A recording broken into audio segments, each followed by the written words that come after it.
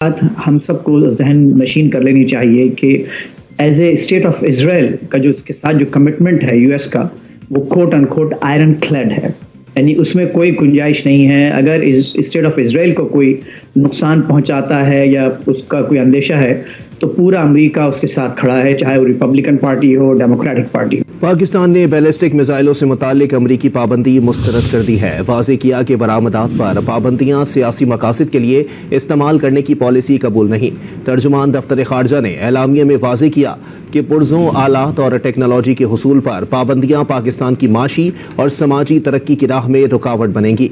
खित्ते में बाज़ ममालिक पर पाबंदी और बाज़ ममालिक पर इसी नौयत की सरगर्मियों पर खुली छूट इलाकाई अमन के मनाफी है। मार रहे हैं तुम जो रफा बॉर्डर पे इंडियंस के साथ ये प्लान कर रहे हो, तुम हमारी माओ बहनों पे दुनिया ये जानती है कि इजराइल की ताकत, उसकी फौजी ताकत, उसकी सलाहियत, वो दुनिया में जो फुली इक्विप्ड है, उनके आर्म्स बहुत बेहतरीन है। वो कह रहे हैं कि ये इनसे क्या लड़ सकेंगे। था अगर आपको याद हो कि कुछ most probably Israeli aircraft were seen outside Pakistan. ये पाकिस्तान अपनी साख खो चुका है, पाकिस्तान की इज्जत जो है वो खो चुकी है। एक एक करके कैंपस से निकाल के वापस तुम्हें भेजेगा मिडिल ईस्ट, जो जहां से आए हैं पैलेस्टीनियन, जो चीखते पुकारते हैं ना। तुम्हें ऋषि सुनाक ने ऑलरेडी ये काम शुरू कर दिया यूके में। कहीं तुम्हें गलत फहमी हो कि तुम बच जाओगे। ये क्या आपके पास भी जो साहब ज्यादा शोर मचाने वाले हैं डोनाल्ड ट्रंप साहब, क्या वो भी आ रहे हैं वापस? एक तो आपके गद्दार लोग हैं ना, जो इमिग्रेंट्स हैं, जो इमिग्रेंट्स जाते हैं और वहाँ पे सिमुलेट नहीं होते और उस मुल्क को कभी भी अपना नहीं समझते। और बाकी के लोग आते हैं, एक कल्चर थोड़ा इसमें यूनिक है, क्योंकि उस कल्चर को बचपन से ही ब्रेन वॉश कराया जाता है कि पहले मैं मुसलमान हूँ फिर मैं पाकिस्तानी हूँ। जो लोग अपने मुल्क के साथ भी लॉयल नहीं होते तो वो फिर अमेरिका, ऑस्ट्रेलिया, कनाडा, ब्रिटेन में जाके उसके लॉयल कैसे हो सकते हैं? हम जब रूस जाते हैं तो मसाइल हो जाते हैं, को मसाइल हो जाते हैं, और हम जब हमारे पास ईरान आता है तो दुनिया को मसाइल हो जाते हैं। When I hear people chanting death to America in the heart of America, that sends a shudder down my spine. I'm not even American. They haven't harmed anyone, and I don't think we should focus. What do you think about people chanting death to America as they did in one video clip? I think that that's just a phrase maybe said by an individual. बल्कि Netanyahu जरा दूर बैठा हुआ है, ये तो बिल्कुल हमारे सरहद के पास बैठा हुआ है, उससे बुरा हो सकता है। ये बदकिस्मती की बात है कि हम न्यूक्लियर पावर हैं, हम 25 करोड़ का मुल्क हैं, हमारे पास रिसोर्सेज की कोई कमी नहीं है, फिर भी हम रो रहे हैं और IMF के आगे टिकचकोल लेके खड़े हैं।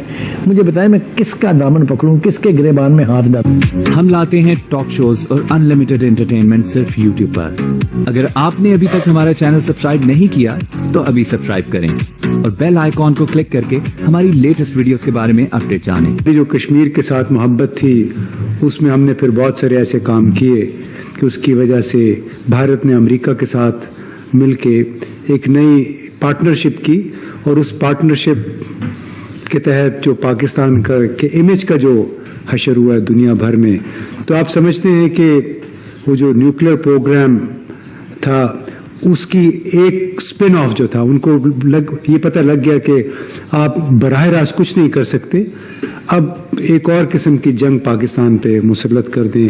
और वो हम देख रहे हैं कि पाकिस्तान कैसे घुटनों के बल 1-2 अरब डॉलर के लिए फरियादें कर रहा है IMF की।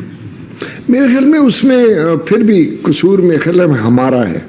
मेरा एक रहा है एक स्कूल ऑफ, मेरा अपना थॉट है कि हमें बजाय सारी दुनिया को ब्लेम करने के, सारे इल्ज़ाम फलाना ये कर रहा है, फलाना मुल्क वो कर रहा है, हमें पहले इंट्रोस्पेक्शन करनी चाहिए, अपने अंदर देखना चाहिए। ये जो आपने बात की ये बड़ी इम्पॉर्टेंट है कि हमने अपनी टोटल सर्वाइवल और रिलायंस जो था वो न्यूक्लियर प्रोग्राम पे डाल के हम बैठे हुए कि और जी हमें कुछ नहीं हो सकता ना, इसीलिए हमारे ऊपर एलिगेशन है। तो ये बात तो है कि मगरब के अंदर, इसराइल के अंदर कहीं ना कहीं जो पाकिस्तान का जो न्यूक्लियर प्रोग्राम है वो खटकता तो है। अगर ईरान तो कि अगेन वो कहता है कि हम तो कोई एटम बम नहीं बना रहे, स्टिल मगरब कहता है कि नहीं, हमें ये खदशा है कि वो बम बनाएंगे। तो असल इशू ये है कि जो मगरब है, अमेरिका, यूरोपियन ताकतें और इसराइल जो है वो अपनी अजादारी कायम रखना चाहता है। आपको पता है कि अगर जिस तरह आप इसराइल की एग्जांपल देख लें तो कि जी इसमें एक और जो अहम पहलू है, अगर आप देखें कि इसराइल जो है उसने बाकी जो उसके पड़ोसी ममालिक हैं, बाकी अरब कंट्रीज हैं, उनको इसलिए भी दबा के रखा हुआ है क्योंकि इजराइल के पास भी न्यूक्लियर वेपन्स हैं, तो कि उनका एक डॉक्ट्रिन है, डॉक्ट्रिन जिसे आप कहते हैं कि एम्बिग्विटी डॉक्ट्रिन का मतलब क्या है कि इजराइल जो है बाकायदा तौर पर तस्लीम भी नहीं करता कि उनके पास न्यूक्लियर वेपन्स हैं और इनकार भी नहीं करता, ये उनका एक डॉक्ट्रिन है। लेकिन हकीकत है कि उनके पास न्यूक्लियर वेपन्स हैं और उसकी वजह से उसने जो बाकी खित्ते के ममालिक हैं, अरब ममालिक हैं, उनको एक दबा के रखा हुआ है। और इसलिए बाकी अरब ममालिक भी डरते हैं कि कहीं ऐसा ना हो कि इसराइल जो है वो हमारे खिलाफ कुछ बड़ी कार्रवाई करे, और जो बाकी अरब ममालिक हैं वो भी डरते हैं उनके खिलाफ। सबसे ज्यादा ट्रेड है हिंदुस्तान की ईरान के साथ, सबसे ज्यादा तेल खरीदता है वो ईरान से। चाबहार की बंदरगाह तक सड़क बनाने के लिए वो तैयार है, विच इज $400 बिलियन इन्वेस्टमेंट। उस पर कोई एतराज नहीं है। हमने इनके बच्चे मारे हुए हैं कि हमें धड़क सैंक्शन। मोदी की जो कामयाबी है वो ये कि उन्होंने इकोनॉमी को बहुत मजबूत किया है। ये आप मानते हैं? हाँ, इकोनॉमी जाहिर है कि देखिए मईशत तो इस वक्त दुनिया की 5वीं बड़ी मईशत है और 3वीं बड़ी होने वाली है। उसने यूके को छोड़ दिया। जितने भी लिबरल्स हैं, अपने आप को लिबरल कहते हैं, आप अपनी विचारधारा, आप कोई गे या और किसी टाइप के उससे आप बिलोंग ना करते हो, राइट? आप सिर्फ अपने आप को लिबरल थॉट प्रोसेस बताते हो, लिबरल थॉट प्रोसेस का आप वाजिबुल कत्ल हैं, आपको मार डालेंगे वो लोग। And you want to stand against the only democracy in the Middle East, that is Israel. तो आप बताओ, हाउ डज दैट वर्क यार? You are standing against the only democracy in the Middle East, क्योंकि आपको किसी ने कोई romantic story, कोई पैलेस्टीनियन आया, उसने अपना विक्टिम कार्ड प्ले करा, उसने अपनी कोई सॉब स्टोरी आपको सुनाई, आपके 2 आंसू गिरे, आपने बोला कि इजराइल पे हम चढ़ दौड़ेंगे। तो जाओ चढ़ दौड़ना, किसने रोका तुम्हें? लड़ो। यहां पे अमेरिका में American government is being weak. मैं आपको बता रहा हूं, भगवान करे, मैं आज प्रे करता हूं, दो I think that sometimes he says बड़ी फनी थिंग्स। मैं चाहता हूं डोनाल्ड ट्रंप बने राष्ट्रपति। तुम लोगों को डोनाल्ड ट्रंप चाहिए। तुम जो औकात से अपनी बाहर निकल रहे हो ना, तुम्हें डोनाल्ड ट्रंप चाहिए। डोनाल्ड ट्रंप क्या करेगा मैं बताता हूं। एक एक करके कैंपस से निकाल के वापस तुम्हें भेजेगा मिडिल ईस्ट, जो जहां से आए हैं, पैलेस्टीनियन जो चीखते पुकारते हैं ना। तुम्हें ऋषि सुनाक ने ऑलरेडी ये काम शुरू कर दिया यूके में। कहीं तुम्हें गलत फहमी हो कि तुम बच जाओगे, और जब तुम चले जाओगे तो बाकी भी लाइन में आ जाएंगे। There should be a brutal crackdown. ये बहुत उनके मुंह खुलने लगे हैं। हर जगह को चाहते हैं पैलेस्टीन बन जाए। हर जगह चाहते हैं कि हमास का सपोर्ट हो जाए। हर जगह they want to spread terrorism everywhere they want to spread terror. और कैसे टेरर स्प्रेड करते हैं? हिम्मत नहीं आमने सामने लड़े, ये विक्टिम कार्ड प्ले करके।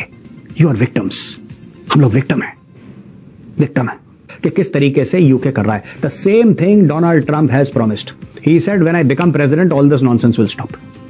सिंपल सी बात है, सब बंद हो जाएगा, सब बंद हो जाना है वहां पे। क्यों?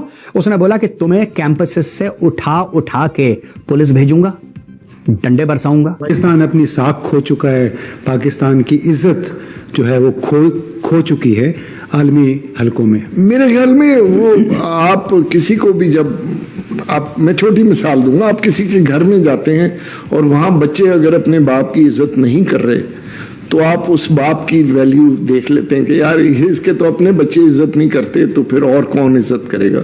सो हमारा तो निज़ाम अपने मुल्क की इज्जत नहीं कर रहा।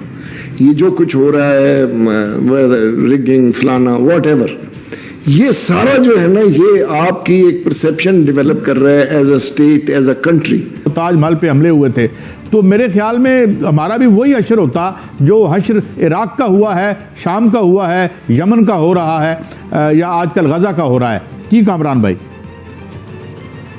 जी बिल्कुल, आई थिंक इसमें कोई शक नहीं है कि वो पाकिस्तान का न्यूक्लियर ताकत होना ही ये सबसे बड़ी वजह थी कि जो अगर इवन के अगर भारत के साथ हाल ही में अगर आप देखें बालाकोट के बाद भी अगर कोई कॉन्फ्रंटेशन हुई भी तो उसके बाद भारत को बैकआउट करना पड़ा। या दोनों मुल्कों को ये बात अच्छी तरह से पता है कि अगर एस्केलेशन एक लेवल से आगे जाएगी तो फिर खतरा न्यूक्लियर जंग का हो सकता है। तो ये जो न्यूक्लियर वेपन्स होते हैं बिल्कुल एक डिटेरेंस होती है। बिल्कुल आप सही कह रहे हैं कि इराक में 2 के अमेरिका ने वेपन्स ऑफ मैस डिस्ट्रक्शन के नाम के ऊपर वहां पर चढ़ाई की, लेकिन हकीकत ये है कि अब सब अग्री करते हैं कि अगर उस वक्त के जो इराकी सदर और डिक्टेटर सद्दाम हुसैन, उनके पास वाकई वेपन्स ऑफ मैस डिस्ट्रक्शन होते तो अमेरिका कभी भी इराक के ऊपर चढ़ाई ना करता।